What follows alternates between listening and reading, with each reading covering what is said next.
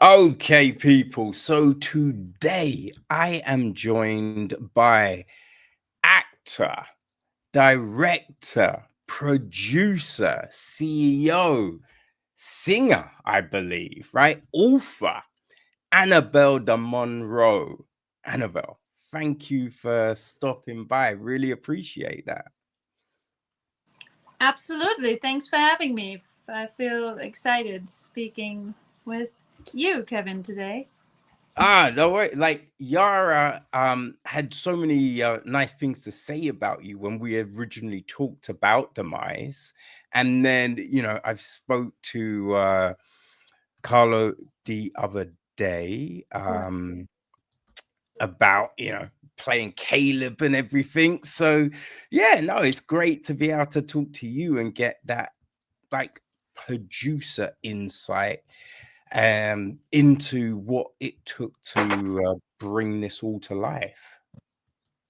Yeah, it was quite the journey, and I'm glad you already met Yada and Carlo because they're the heart and soul of the film. I'd say first and foremost Yada, Mm, of course, because she wrote the script, and initially, I met her as an actress, writer, and she wasn't even set to direct it. I'm sure she told you what yeah, happened.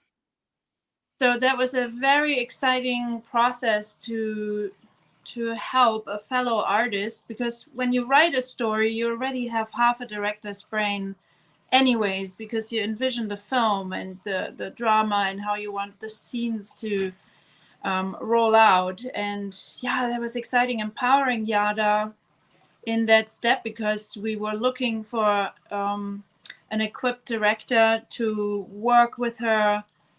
And at one point, it was all eyes were like, it's at this point obvious you should be directing the film.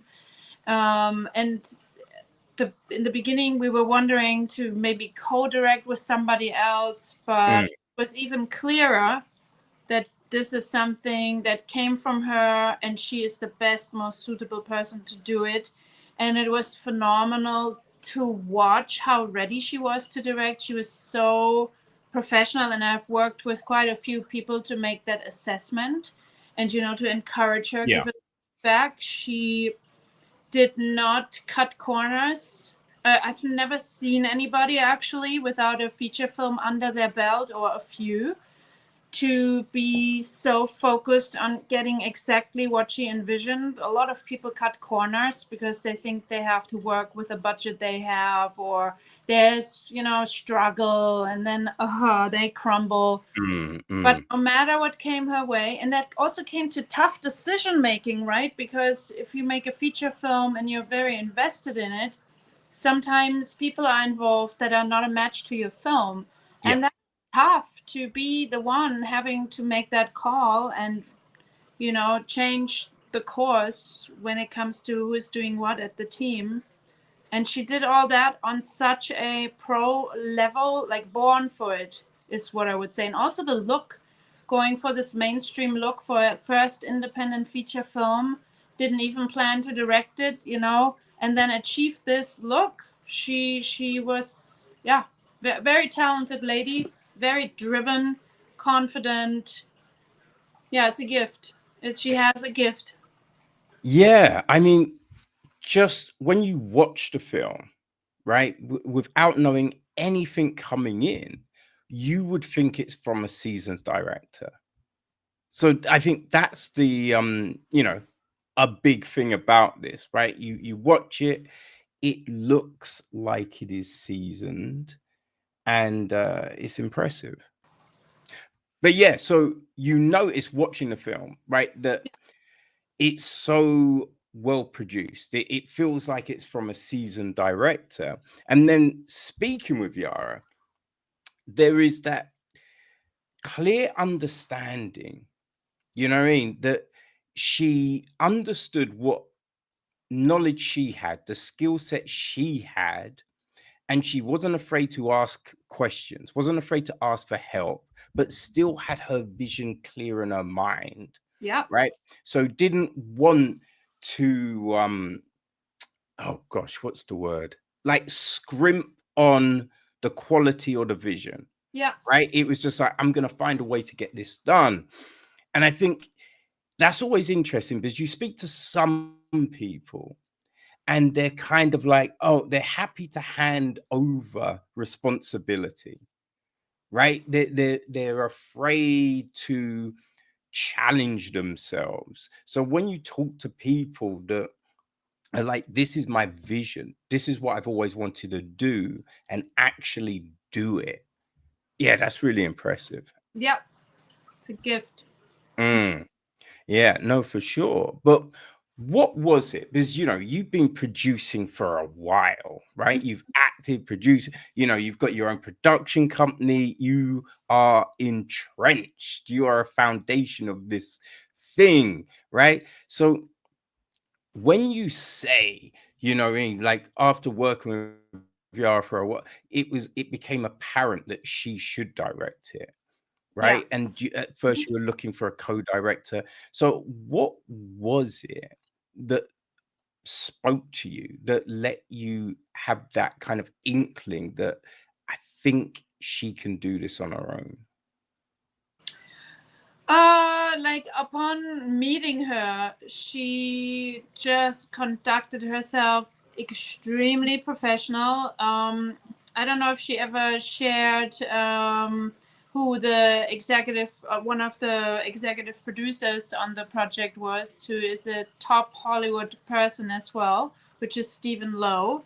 And the two of them rocked up for their first meeting. And I was introduced also in a very, very proper way by a wonderful screenwriter, a friend we had in common, Ezekiel Martinez, who is actually the writer of Pirates of the Caribbean, believe it or not, with a massive lawsuit, and they just won this. So this person Oh, connected us, right?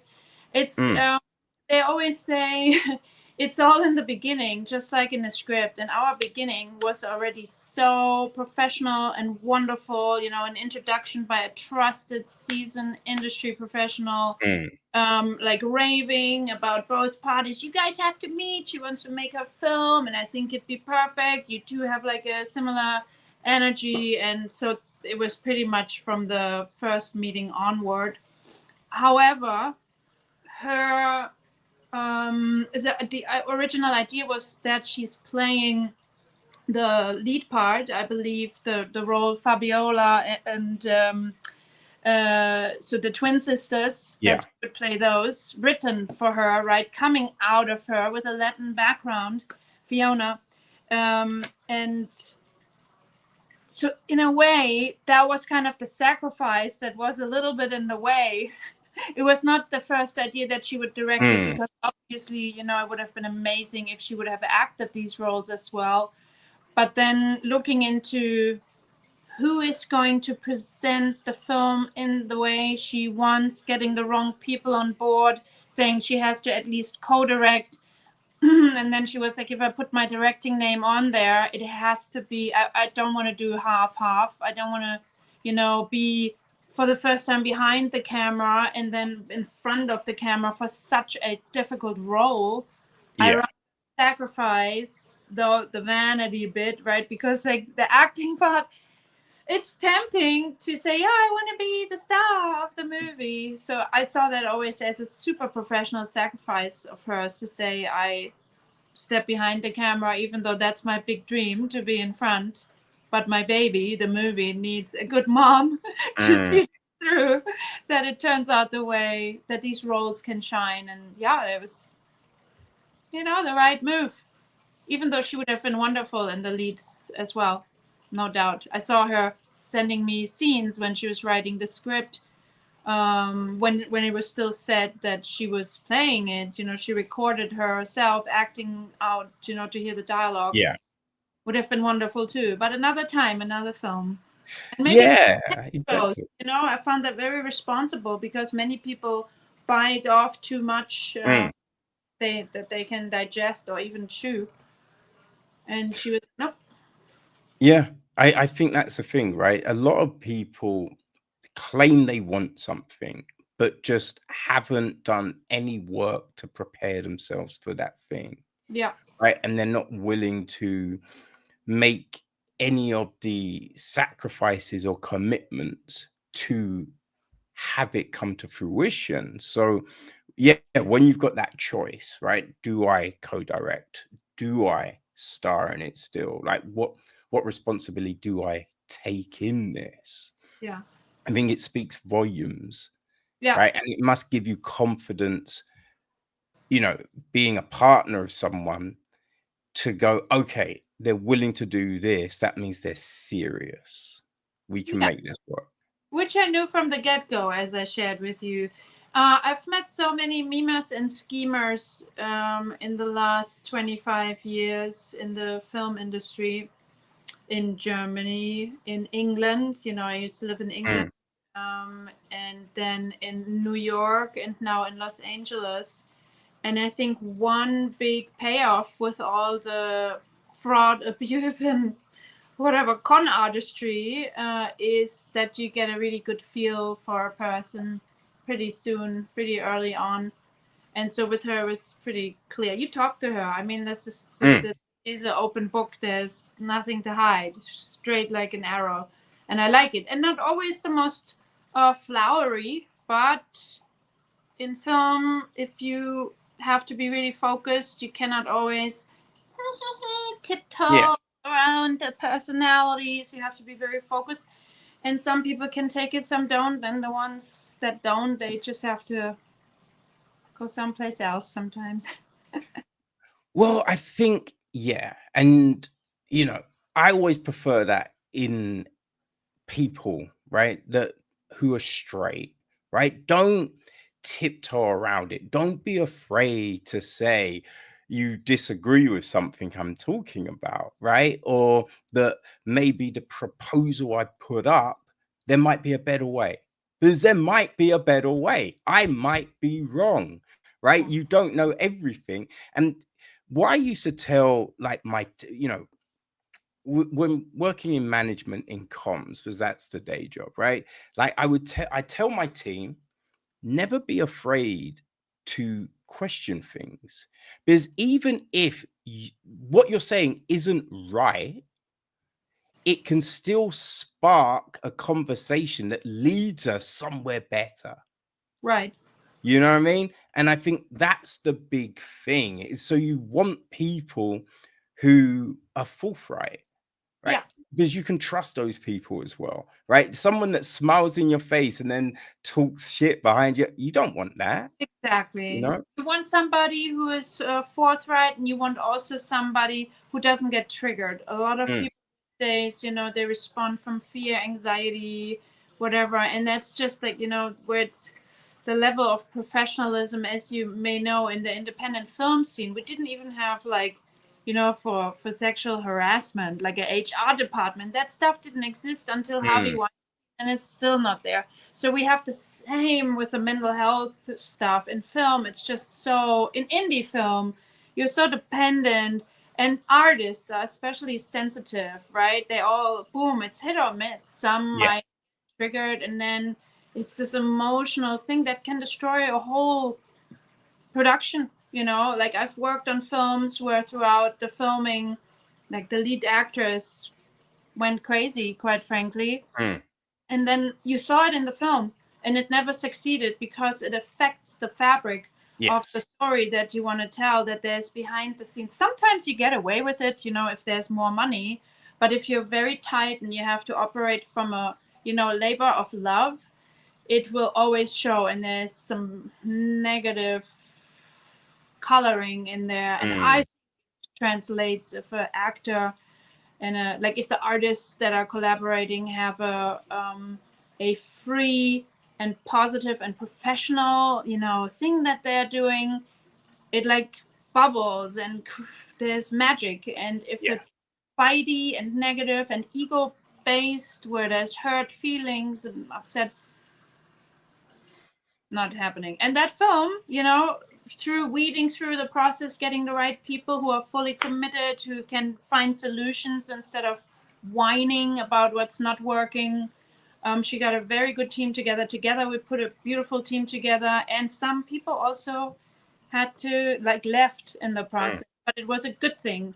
I was softer producer before I met Yara. She actually taught me a big lesson that you don't have to be famous to be still very focused on just only getting the right people and the right look for your film. Oh, for sure. For sure. Right? That's the thing. Because like you should carry yourself now how you wish to be perceived in the future. That's right. You know what I mean? I think that's the big thing. Don't think, oh, well, I'm not in Hollywood yet, so I'll just do that. No, act like you are, Yeah. right? Act like you are working for a major studio, right? Purport yourself in that fashion because that then feeds everything else. People play off of your vibe, your energy, right? Yep. The way you're carrying yourself. So why are you going to try and act shabby? You know what I mean? And professional conduct. You'd be surprised what people think they get away with from drugs. It's a common problem, but it just does not work. It's so sad. I'm not judging people. I used to be an addict too when I was like younger. Overcame it, thankfully. I get it. It's not somebody's choice necessarily, but it's not working, or being late, or not doing the work you were supposed to do, or don't communicate, or coloring it with like passive aggressive. Yeah.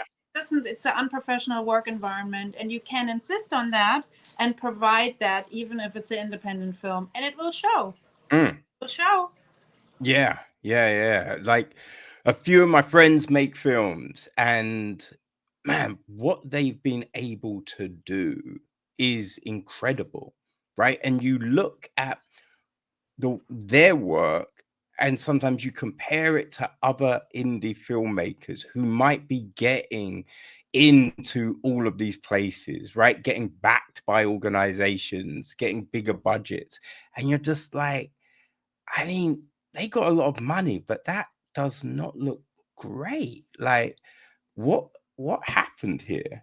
Yeah. You know, I remember speaking to someone, and they were telling me about they're making their first film, right? So I always want to make these things respectful, and even if I don't like your film, we can still have a great conversation about the process, right?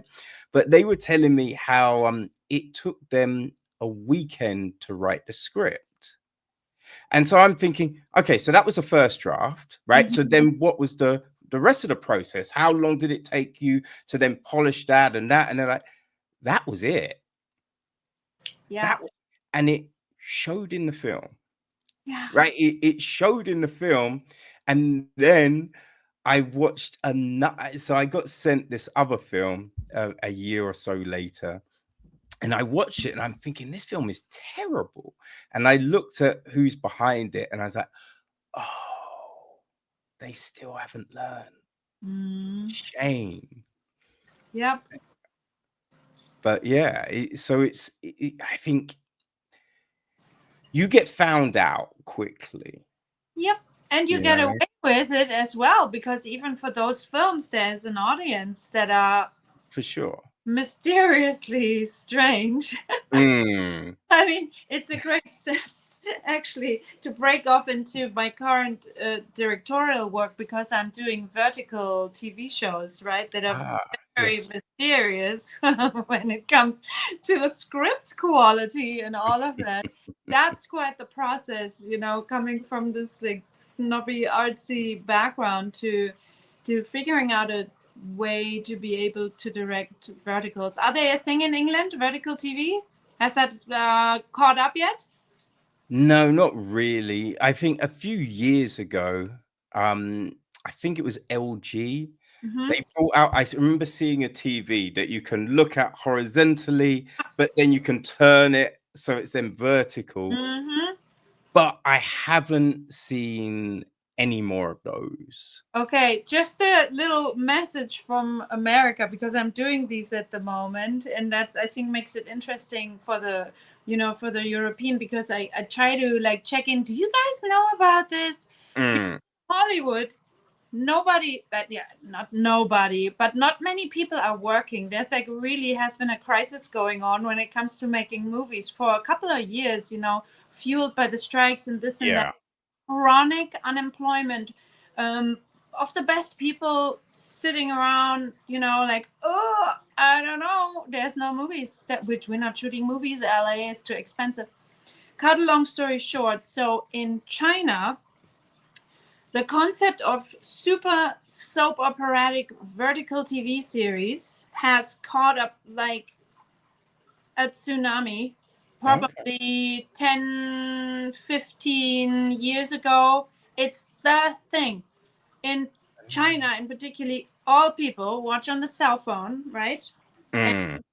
so the concept is it's a feature length film cut up, sliced up in 2 Yeah. minutes, 3-minute episodes, super dramatic. Everything is beginning, middle, end, cliffhanger, beginning, middle, end. So that's why it's so dramatic / cheesy, phony. The soap Yeah. opera recipe is like everybody has cancer, the mother is evil, the stepmother has hidden the treasure in the garden, and the CEO has the mansion and cheats on his whatever friends, I don't know, girlfriend. It's super messed up, the stories, to keep it highly entertaining. And so I slipped into this helping another friend of mine. She said, oh my gosh, like I have a vertical that I'm supposed to direct. I don't know, can you help me with actors and a team? I need help real quick, they are working so fast. So I worked on that team, and little snob history, like artsy fartsy movie buff myself. I was like, oh gosh. But then I looked at the screen, and I was like, and I looked at the crew that we had, which was top of the line cinematographers, and the actors, all non-union. In America, the actors union is a big thing, but there is a large number of really well trained, extremely good looking young people that are non-union, that work so hard to learn 40 pages overnight and at their Mm. book, really humble, on time. They don't drink, they don't smoke, they're just there to do their work, and are in amazing shape as well. I was like, whoa, whoa, whoa, whoa, whoa, whoa, whoa, what did I stumble into this year? And the payment was good as well. And then I was asked to direct another one, and thankfully they do allow that the directors, bring in the American flavor into the scripts that are originally from China to interpret, because the originals want something else. So people get beaten with the whip. It's very words, like the dialogue. I roll. What is it? Tears the skin off your body. And I'm like, I don't think people in America speak this way. Can we adjust it? This is unacceptable, is the translation in America. So yeah, having done 10 now directed, I'm super grateful that this is around.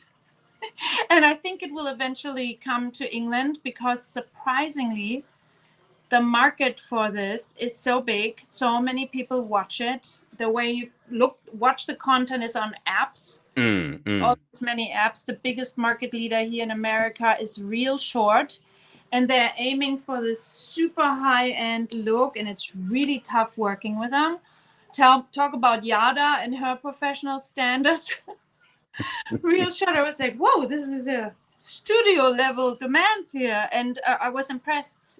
So let's see what happens with those, because I'm pretty sure that the scripts are getting better from what I've seen.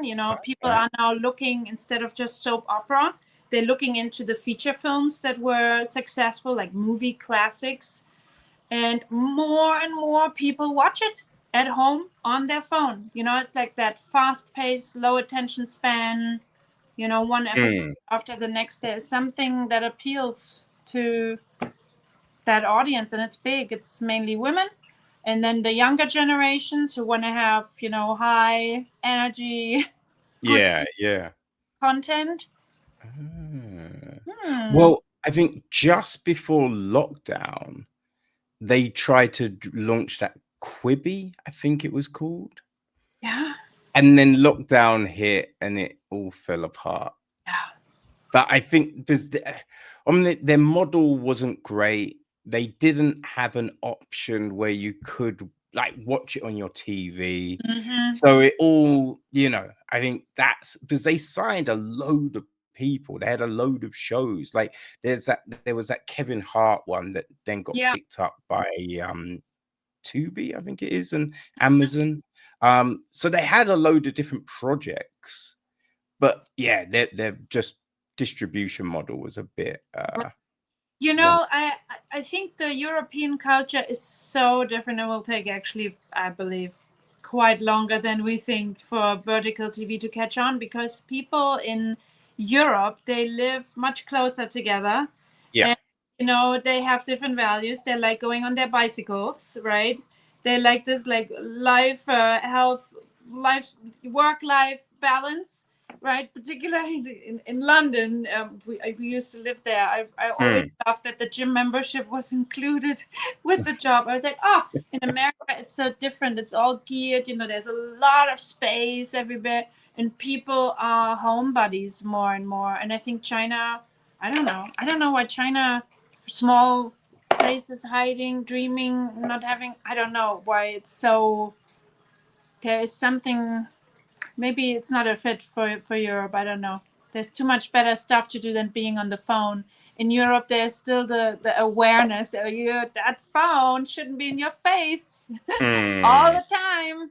But he's kind of Oh yeah. nonchalant, Like China and America have they don't care. If they want it, they do it.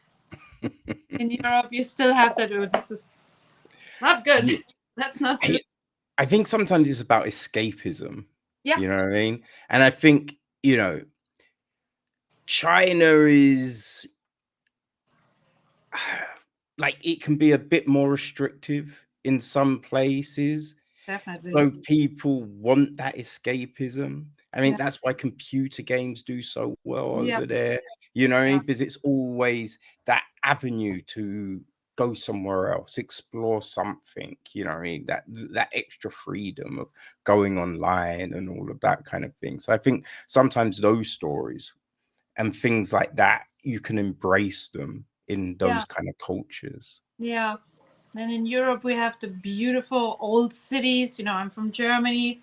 There's just too much lovely stuff to do Yeah. when you get out of the house. Here, you have to drive everywhere. It's like always said, the effort to go hiking. You can't just hike. You gotta drive somewhere, which already half defeats the purpose. Or walking. It's very rare to find in America that you have walking. Like we have, let's go for a walk. It's the most normal thing. Back home, here it's, you gotta figure out how and where. Yeah. Yeah, it is interesting though, the way storytelling is kind of opening up more. You know what I mean? Because I think you were always told back in the day, like a story should be this thing, Mm-hmm. and you should never, steer away from that format, right? But then you get certain filmmakers who would do something different, and they're like, "Oh my God, it worked! It's so good." But only they could pull that off. No Yeah. one else should attempt that. Only they could do that thing, right? Remember back in the day when there was such a difference between a TV show and a film, Right. right? The quality, the acting, Mhm. the production level. Yeah. Now you've got TV that looks like film. Yeah. It's like theater plays, like the production level and the quality, and you have so many more like A-list actors wanting to do those things, wanting to do TV, like making kind of audio stories, and you're getting these A-listers voicing characters and narrating, and Right. you know what I mean, the storytelling is opened up in such an interesting way. So I think when something like you do this vertical programming, I feel it is that ripe time at the moment for it to boom, for it to pick up. Yeah.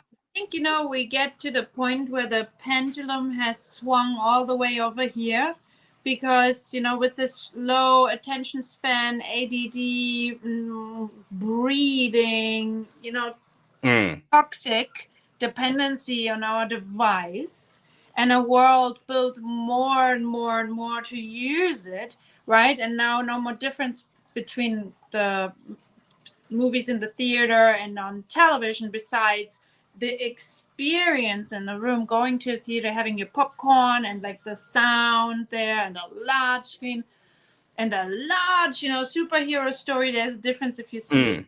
But if you think about, how that swipe behavior has so much become part of us. And I've noticed what you just said, where people are starting to yearn again for live performances to offset that, because it's not going to go away, but there's always something that can offset it, where people can then maybe hopefully find a balance to not have this brain damaging swipe left all the time. And I mean, like, literally not just for consumption of content. I mean, storytelling is the sacred art form, right? It was used to was supposed to heal people, educate people, and we have come to this, fast food, hedonistic, all pleasure based, high cortisol. What is it? The dopamine. Same with relationships, right? Like dating, boom, boom. That's how much attention you get to pick the Mr. or Mrs. Right, and what for, right? For marriage? I don't think so. What are we doing here? It's the quick, whatever. So that pendulum, I believe, we are right there at the outskirts to come and embrace more the difference between the fast food. You can have your burger if you still have a healthy diet most of the time, which is, reading. How about a book? Or going to the theater, or going to the opera, or going to a little quartet concert and all of that. I certainly, after working in the entertainment fast food vertical sector, have started to notice, oh my goodness, I'm really craving a classical concert.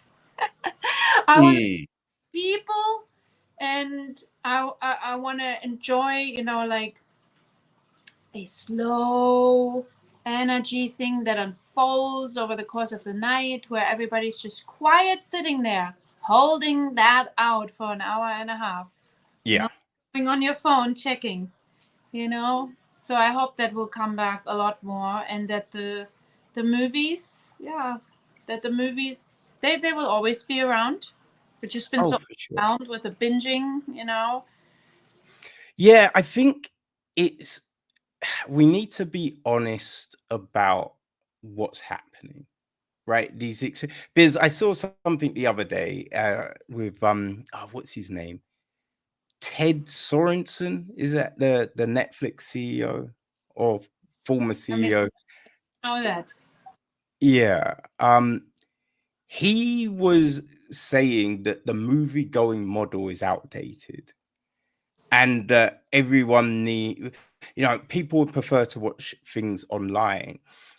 And it's just like, that's not true, right? What I believe is true is the fact that the cost of going to the movies has become crazy, right? Going to the movies used to be the cheap date, right? Like, I remember back in the day as a kid, I could go to the cinema with £5, right? That paid for the bus ticket, cinema, like a Panda Pop and some sweets in a newsagent across the road. You know what I mean? And you had a day out. That was cool. Now it's like £30 minimum, like, before you've even done anything else. Right. And a lot of times it's more if you're doing IMAX, or depending on what screening you're going to. So they've upped that. Then the other issue is, like, because I used to work at a cinema, I used to manage the floor and work in projection. So when I was I told my staff, I was like, go check on screens every 15 minutes, right? Make sure there was no talking, no disturbances. And I was always, if anything goes down, that person gets ejected straight away. Because they used to run a 3-strike rule. And I thought that was nonsense, because we all know how we're meant to act when we're out, right? So no, if you're acting like an ass, you're gone, right? But what that meant was, there's before I started, they used to hand out like over 100 comp tickets, a day. No more comp tickets were handed out. Nothing, right? And so you change the environment. People are able to enjoy that experience, right? So it's overpriced. You don't enjoy it sometimes because of all the noise, people on their phone, people running around, blah, blah, blah. So create a better experience, and people are happy to go to the cinema, right? Because it's that, when you go to a concert, right, people love seeing their favorite artist live, their favorite comedian live, they love that experience, right? And then afterwards they'll buy a t-shirt, they'll buy the album, they'll buy all of this stuff. And it's about seeing something with people. You know what I mean? I remember watching Endgame. And when all the Avengers turned up at the end to beat Thanos, like everyone, the uproar everyone's just like, oh my God, yes. Right? Walking out of Black Panther, there was just little kids, didn't matter the age, the race, the gender, but they were all Wakanda forever. And it's just that incredible Russian feeling that you get.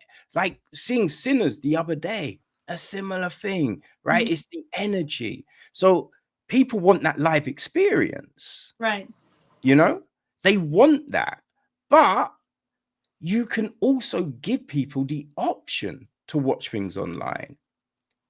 Because some people, they may have kids, they may be ill. There's so many reasons why you might not be able to get to the cinema, but you still want to see the film. You still want to see the play. So give them the option. Exactly. And there's good, like, let's not judge. There is you can do something good even with something very cheesy, right?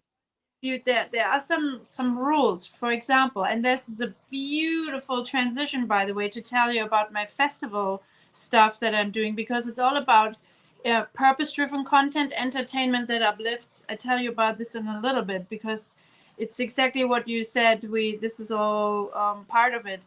So when it comes to these verticals, for example, right, for me as a director, when I go through it, the script, and for example, I see this was generated by AI, like the translation. And somebody gave it the prompt to sound very American. And then suddenly every character has the F word in, like, literally, I'm not joking. And there's no proper English. They're all the same. And I'm like, I'm so grateful that this landed in my computer, going through, like my snobby mind doing something that I would have never touched maybe 5 to 10 years ago if I wouldn't have fallen into. I'm so grateful, because there might be directors who are new, fresh off the boat, who would make it the way it is right now. And then more, of this disturbing, experience where you feel more riled up afterwards than actually before. And so even there, you can turn it into something that people enjoy. I always try to get my scripts that I'm getting very clean, in that sense, that it's not offensive. And there's so much in it, right? And the violence, I have an eye, and I always look that even with these strange, outlandish storylines, that there is a story of redemption, that our hero abides by a certain code of ethics, that we don't mix that where suddenly some ruthless, crazy, inexplicable behavior, so that we're still having humans there. So that now leads to I don't know if you know this, I'm a festival director of 3 festivals. I started Ethos, right? Ethos, Ethos. but through that, Ethos is a small grassroots festival. I was given a festival as an award like 7, 8 years ago by my great mentor, Del Weston, who sadly passed away. He had a big film festival. He said, I want you to be involved. Are you the queen of the festival? I'm like, oh, that sounds hokey. Can I just have my own mini festival? Because his stuff was all, action, stunt, all of that. And I'm from Europe. Can I have like the European style version? I call it purpose driven and more we do more of that kind of stuff. He said, go for it. And then he sadly passed away. So I was there with my little festival, took it to back to LA and started just letting it run on its own. And it's all in the mission statement, right? Purpose driven is like movies with a mission. Like how people forget that the sacred art of storytelling has a mission. And it sounds hokey because you don't want to be lectured by a movie. You want to experience something and make your own conclusions. But in order for that to occur, you need a conscious storyteller to provide you that very subtle catharsis, that emotional journey, and like a protection of not abusing your brain by bombarding you with inappropriate, thoughtless crap, right? And there's a lot of that because it's young people making a movie, no idea, wow, fuck, this, murder, blood. Yeah.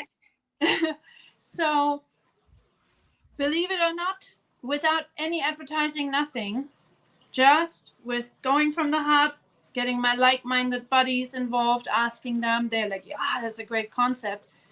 It developed a life on its own, and it has become a magnet for like-minded spirits who have been new to the industry or very experienced, up to Academy Award winners and whatnot, and they understand. And they come together, I connect them, I showcase their films, we do network stuff, and people walk away with friends, work friends, and connections for life because they sold their soul, just yet, and hopefully never do, because you're challenged with that. The first feature film you're supposed to do, right, is always the horror because of the market, blood, sex, violence, all of that sells, and that's okay. And I believe you can still make that horror film and you can still make it a good movie. There are mind-blowingly amazing horror films where the director and writer has gone beyond just like blood for the sake of blood and murder. Ha, dead, abuse. Great, what you gonna do next? No. You can show the same thing if you apply your remembrance of humanity. I don't believe we are the cancer. I believe we are the dancers. There's that famous song. I believe we have so much potential, and if we put that in the film, you can even do a horror film and move somebody to tears, or have him walk or her walk out of it wanting to change their lives for the better. Right? So, sure. Through that festival, Ethos, that just did its own thing by attracting, yay, I want to be part of it. Very small, no advertising. I have now gotten the honor to lead the World Culture Film Festival, which is anything but organic. It's like the partner is the Art of Living Foundation, around a gentleman called Sri Ravi Shankar. He's a world-renowned humanitarian and a guru of the Art of Living. They are in 180 countries and have changed, I think the number is 800 million lives. And for whatever reason, and I'm not a follower of this Mr. Gurudev, and he knows I'm not. I'm a Christian, and I'm allowed to lead this festival, even though I'm not part of that organization. But we align that we think that when people come together to teach the new generations coming up, that no matter what genre of film you do, no matter how commercial, you can still do the best to uplift humanity with your art and your content.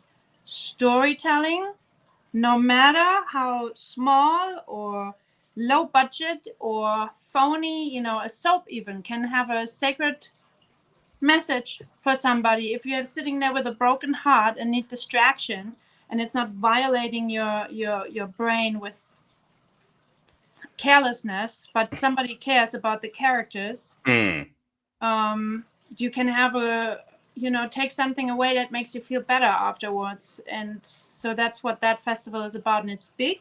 It's going to happen in June this year, June 26 to 29. I'm the director and the head of programming, which is super fun because I get to see all these films and get to meet all these filmmakers. Yeah. Oh man, that's great. That's incredible.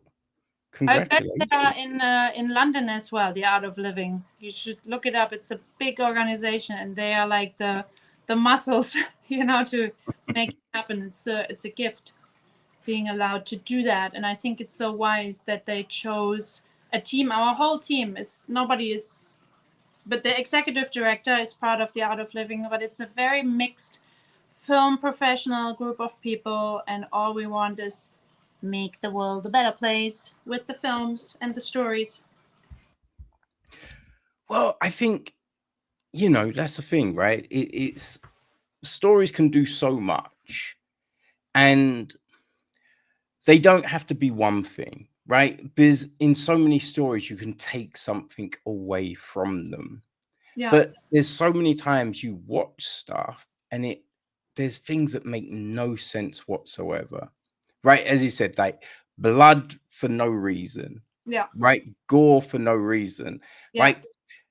One thing, like, it always baffles me, when you're watching films and there's a scene in the shower. It's usually the female in the shower. Sometimes it's the man, but usually the female. And then the camera pans down, and you're just like, why is the camera pan? And it's just like, why is that? Because it's doing nothing, right? Sometimes it's literally shower, then next scene, like somewhere completely different. And you're like, why was that? What has that brought to this story? Yeah. It's done nothing. So why is it there? It's there because sex sells. But like that's doing the business. Like, are we pimps, right? Are we like selling humans there for the sake of a quick, it's not why I want to do this. And there's people who do want to do this. There's a whole industry dedicated to that, right? Now the viewership is huge. And I also think, like, call me prude or whatever, I have come through studying, uplifting content. I'm like, I think our young people being brought up in a world where it's normal, who doesn't do that has like a problem or is prude or whatever. I think it's a problem, quite frankly, because it puts images and stories in your head, right? How are you supposed to do that when you have a monogamous marriage, right? Dealing with that. And even if both people are open to it, or our youngsters, right? I mean, a lot of stuff can happen to a young person. I have here it's like iPads, right? It's so easily accessible for this generation of elementary schoolers. Like my kids are in that age.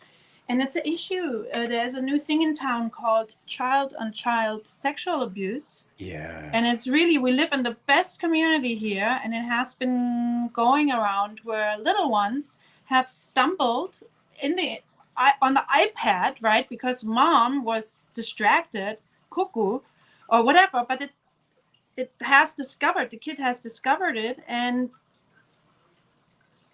it is an impact that you can't erase anymore afterwards. No. So people have to be mindful that there's content that needs extra. If you really want, it doesn't matter. Don't make a big thing about it. It's healthy.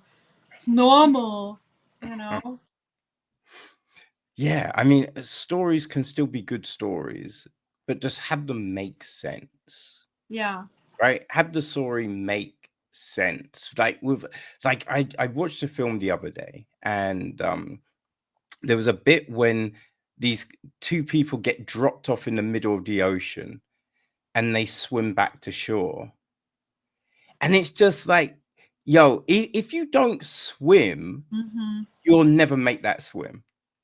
like just swimming a length. If you don't swim, because you're using muscles you don't use normally, so you're dead, right? There's another bit when they're scaling, like they're like going down this lift shaft, like with a rope, and then pulling themselves back up, and they're like, "Yo, you've got a 20-second window," and it's just like they're not making that climb.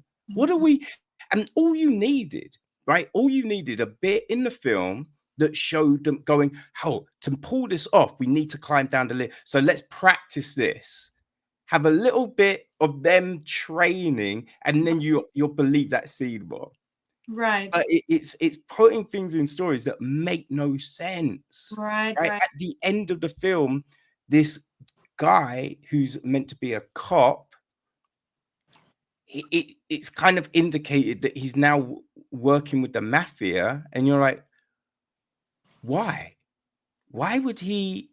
And if he's doing that, why would he then put the guy in prison if he's then breaking the guy out of prison? Like, none of it made any sense. It's somebody on that writing team lost the willingness to pursue integrity. And it can happen fast, you know, because maybe you come with your script that you wrote over a weekend, and for whatever lucky reason you get the money. Why would you go back, right? So somebody was thinking it all through. Or even if you did think it through, and then, you know, often if you are emerging writer, somebody has interest in your script, but you honestly think that you keep the grips on that script that goes with when you get paid your money, right? And then the studio person comes on and takes over. And once you mix a few people together with the script, those accidents can happen, you know, when it becomes more the business than that thing that Yara did, where she was like, wait, no, this has to be done properly. I don't care if we have to do like another 24 hours. This needs to be done properly, or not at all. Don't care, you see it. Somebody didn't care with this nonsense. Well, yeah, I think, and that's a big thing, right? Watching something like Demise, where you see, like, you know, the story is a little bonkers, but it makes sense. It does make sense, right? With the crazy things that some of the characters do. I mean, Celine, right? But when you follow that arc through, you know what I mean? Like, hey, your roosters come home to roost. Absolutely.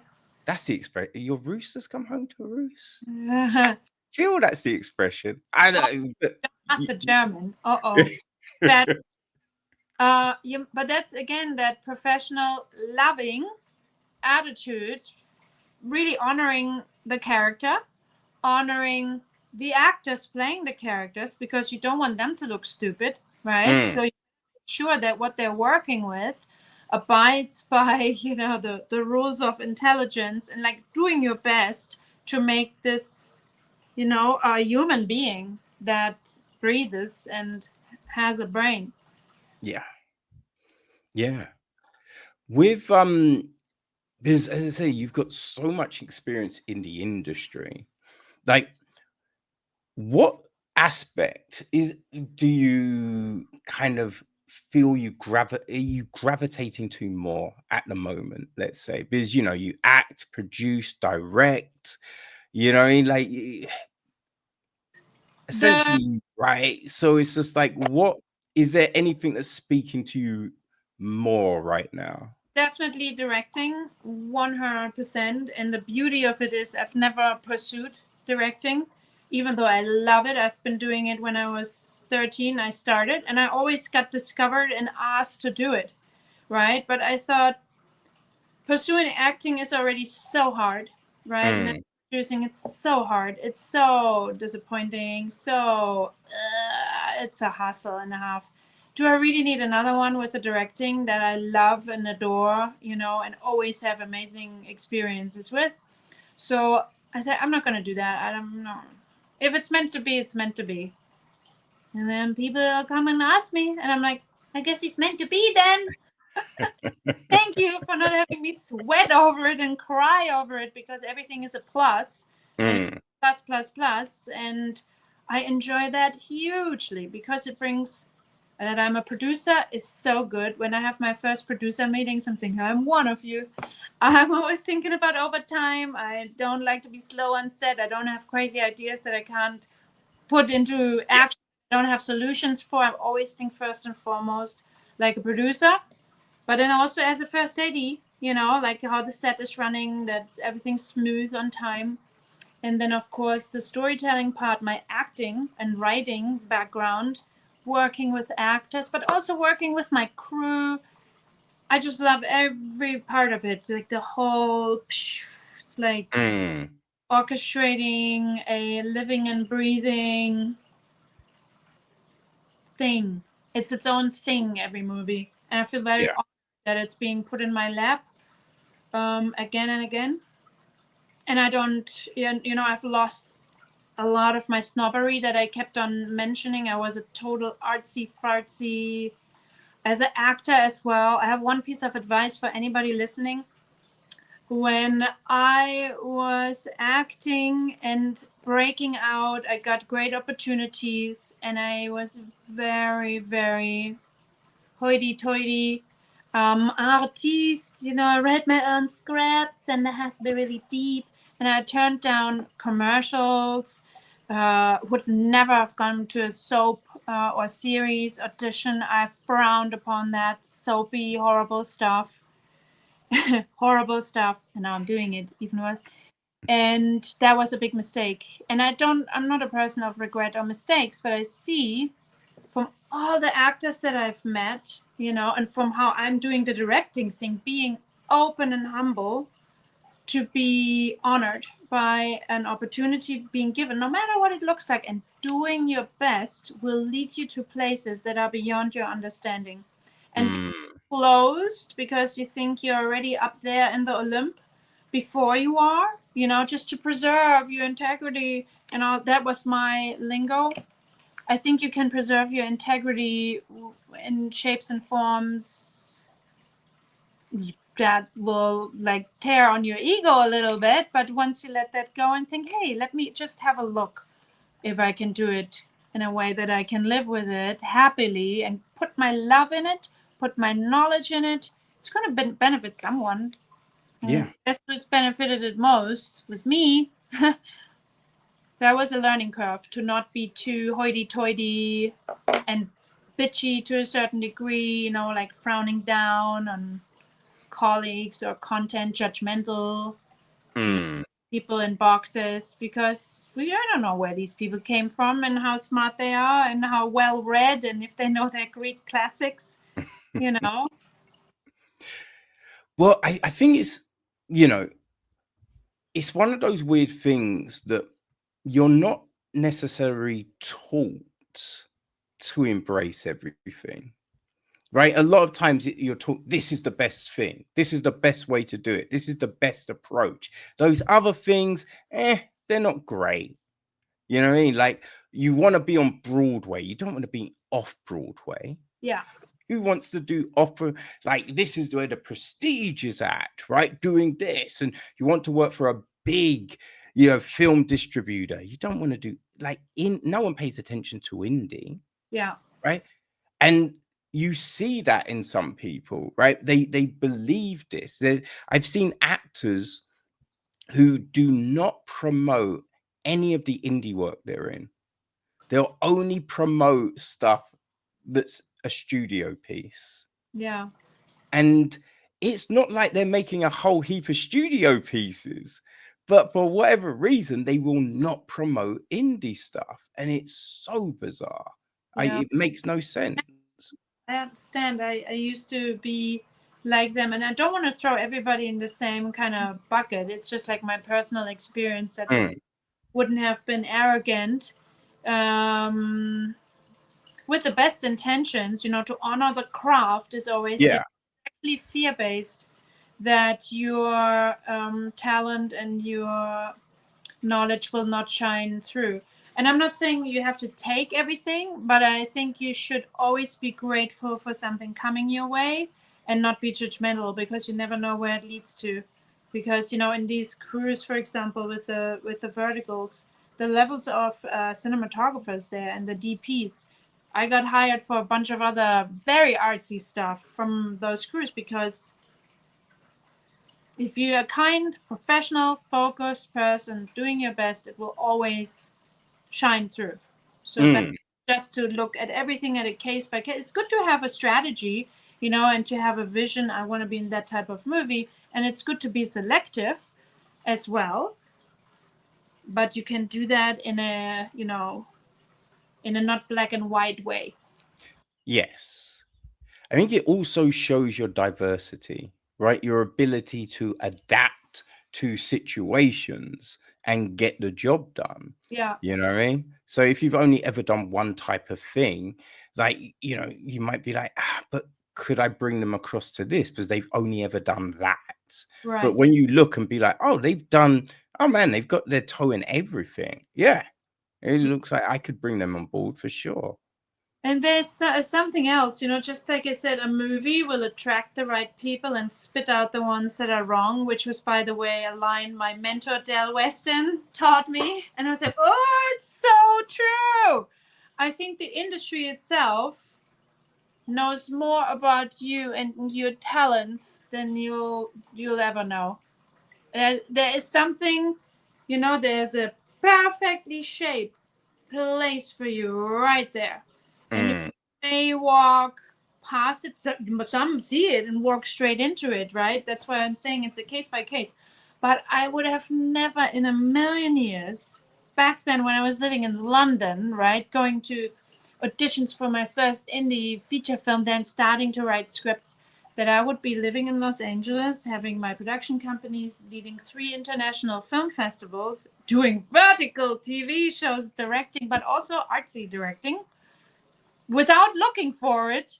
Yeah. Still acting, working on my writing career, actually being able to make money with this as well.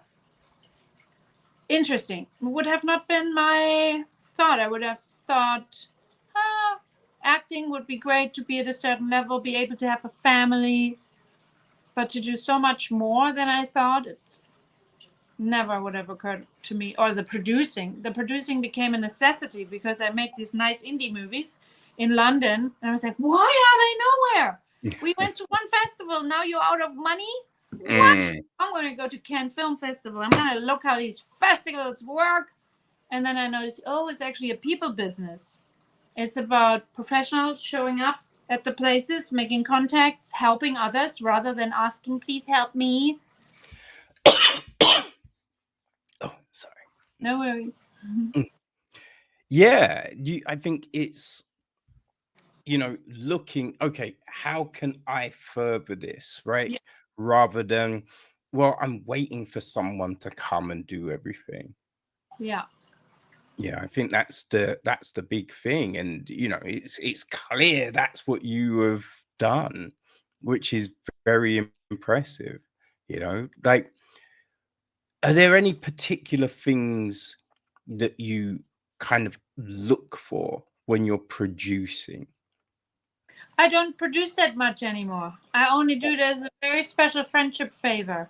Right, Because right. that directing has taken over, right? So my preferred thing to do is directing. If Yara comes and asks me to produce, of course I'm going to help her. So it's like a friendship favor I'm doing. I see. Yeah. I see. Giving my Oh, friend a blessing. mm. Also taking time away from other things, so I'm not job hunting for production. I would do it if I have to, because I like doing it, but I prefer the artistic involvement. And the next step for me, I have very cool scripts, feature film scripts, my own, that I'm excited with my knowledge now how to work on a very fast pace and a high professional standard level when it comes to the technical things, with 2 camera crews on a, Yeah. looking forward to making my own features in the near future. Okay. Any, like, what genres were you going to be playing with? It's mixed, quirky, coming of age for adults, I would say. Like the drama as well. I'm very uh, interested in exploring the human mind, concepts that society has a little bit of an issue portraying without making you feel completely heartbroken, like domestic violence or Mm. and where I think there's a way of packaging it that they become still entertaining. You know, if you don't make it the forefront of the whole thing, but show a more wider, colorful universe that these things are happening in, and plant seeds of how it is possible to heal and succeed and explore your spirituality and find the reason why you're here on Earth, bopping along. Mhm. Uh-huh. All right. Well, yeah, no, it sounds super interesting. Any idea when we might see the first of these ventures? I don't, but I know the industry has already the plan, and I'm being sucked into it. I know that this whole like working a lot with a lot of crews is definitely helpful, and people know I have scripts and my festival engagement, meeting all these people, helping a lot of people. I can't wait to find out myself. I think I'm gonna do it in the same way that I've done the acting, where I'm just gonna be, you know, it's meant to be. Mm. I'm pretty sure it's gonna go down this way. And there's no must, you know, my ego is not broken if it doesn't come to pass. Everything is a plus. And I'm ready for plus plus plus. But I'm not dependent on it. That's great. Uh-huh. Okay. Now, you've got the festival in June. Yeah, the one Uh, fest. yeah, so is your other festival happening this year? Yeah, in November. That's in November. Mm-hmm. And can people still submit for that? Yeah, sure. Okay. On Film Awesome. Freeway, everybody knows it. Film Freeway is like the submission platform for everybody. It's Ethos Film Awards. It was called this way because the Ethos Festival already existed somewhere in I don't know, Poland or whatever. It was open and closed in 1 year. Like, how about Ethos Film Awards? Hmm. I like Oh, the awarding part there as well. I love praising people and cheering people on that are doing a tremendous job. And I think we're not doing enough of it. yes. Everybody needs a cheerleader, especially in this toxic, jealousy driven industry where people do things to get past you. The Yes. nice ones get extra support. Yes. Well, yeah, because, just because you're saying one person's a great writer, director, producer, whatever, whatever, doesn't mean someone else can't be, That's right? right. So we can uplift more than one person at a time, Yeah. right? You can talk about a whole group of people and, things, right? So it doesn't have to be as narrow as Right. it is a lot of the time. That's why Yara and I get on so well because I don't have that, oh, she's directing. I wanted. It's the opposite. We're so Mm, supportive of each other. And let me tell you, it's not the norm. I have lost friendships with directors when I started getting directing jobs. They just couldn't take it. It's yeah. like seething jealousy. There's a lot of ego. And because it's all about dreams and hopes, there's so much to it, and if you don't have your emotions in check and your trauma worked out, it's a trigger happy minefield because suddenly there's a lot of money and the fame and the cars and the chicks and the mansion, and then it's all gone. And then what? Hmm. Very some directors that have seen good days and bad days can leave a mark. Yes. You have Director to be a mark. very centered and level-headed, I feel, with this. Yeah. I mean, have that, because I'm always just like, right? Once once you're climbing up that ladder, instead of kicking the ladder away, you turn around and help the next person up, you Oh, know? It's always a weird thing when there's like, I've messed around in the music industry a bit, and so some of the mentalities were crazy, right? Like you don't want people in that space because they might come and take my job, yeah. right? I've seen it in the film industry where people don't want to let you interview people, right? Because they're just, you might do too good a job. Like, you might be Yeah. taking away from, you know what I mean? So you don't get those opportunities, or Right. they want to, you know what I mean? It's very odd at times, like this weird closed off mentality that people have. But yeah, you just have to carry yourself in, a more uplifting way and be that light, right? Shine through all the darkness. And you got to know that that side exists, and you need to know how to protect yourself from it. And that's sadly, a learning curve that does Mm, overnight. And there's some tears and disappointment and all of that, right? But if you don't become bitter and walk a path of forgiveness, which doesn't mean forgetting or making excuses that something wasn't okay, but it's how you move on and you get a better eye on how far and how fast you're going to get involved with yeah. certain people, and you wait it out a little bit, you become a bit more patient to see, I wonder how this person would react in a crisis. Let's wait until that happens. Oh, I mean, it's those situations that let you know who people really are. Yeah. Right, because it's easy to be cool and friendly when everything is going well. Yeah. It's when things start going a little, crazy and off the rails that you can see, oh, they're that person, or oh man, I'm glad they're around. Right. Oh dear. So will you be working on Demise 2 when Of that course. How can out? I not? I'm part of the family. Well, that's good. We didn't want to see the team broken up. Yeah, no, that's, I like, you can build something like that if you don't have that attitude that you want to build long term industry relations, right? Just like Mm, friendship. I call it actually industry friendships. Then that's what I'm looking for. I don't want to go, it's like such a vulnerable process making a movie together. I don't want to spend my time on set in toxic electric shock cancer causing vibes, right? Like what's the benefit for me? There's not, the movie's not even going to look great because of that, because how are you supposed to work well? And that doesn't mean this has to be a soft vibe either, but just, yeah, like just being with like-minded people that you can trust and that are self motivated as well, that don't latch on to because they're deluded. Yeah, so it's like a family. For me, it's like an ever growing family. Some stick, some fall off the bandwagon. Bye.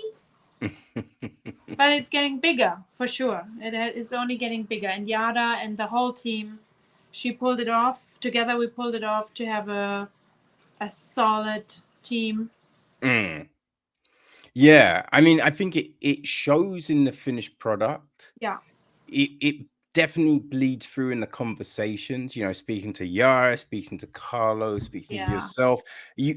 It's not faked, yeah. right? Like oftentimes, when people are doing the press tours and everything, you can see that they're not really friends, Right. right? You can see they're not buddies, Mhm. right? But when it's legit, it's so transparent. You can Yeah, clearly see it, and it was so clear and obvious that Yara had put together an incredible team of people, and wanted these visionaries around her to help her bring this thing to life. Yeah. right? And it's just, from like yourself, the composer, just all of these people help. Then the cast, like Carlo, Crystal, Right. just everyone. These performances, man, I just watched the film again, and it's just like still really enjoyable. Still, like when I forget his name, the assassin jumps over the fence, you're like, no, Yeah. like you're still there with it. It's still so good. Right. Yes. So yeah, I mean, I can't wait for the sequel to come. Yeah. And anything else Yara does, you know what I mean? Yeah, and so much for a sacred process. That friend Ezekiel Martinez that sadly passed away. Just have to say, the writer of the Pirates of the Caribbean, who won the lawsuit together with his writing partner Lee Alfred. So he brought us together, and he did the opening credits for the film, and he introduced Yara to and myself as well, to the amazing composer, right? So imagine the mind who created Captain Jack Sparrow and the whole pirate vibe that you see, like the billions and billions movie franchise. The character Jack Sparrow was based on our buddy's own self, Ezekiel Martinez Jr. He showed me pictures of him with the eyeliner when he was younger. He was like a rockabilly dude. What a character. The guy was so funny. Oh my gosh. And he was our friend. And he was involved with the film. So when I watched the film, right, that he has his arms wrapped around this film by giving us this, he was so stylish. Oh my goodness, he was so stylish. Put the arms with the credits around it, and giving us the composer, who is his buddy. They worked all their lives together. Yeah, it makes it's a family thing. It's very, and some of us are not longer with us, but the movie continues, right, as our little testimony of what a good time we had.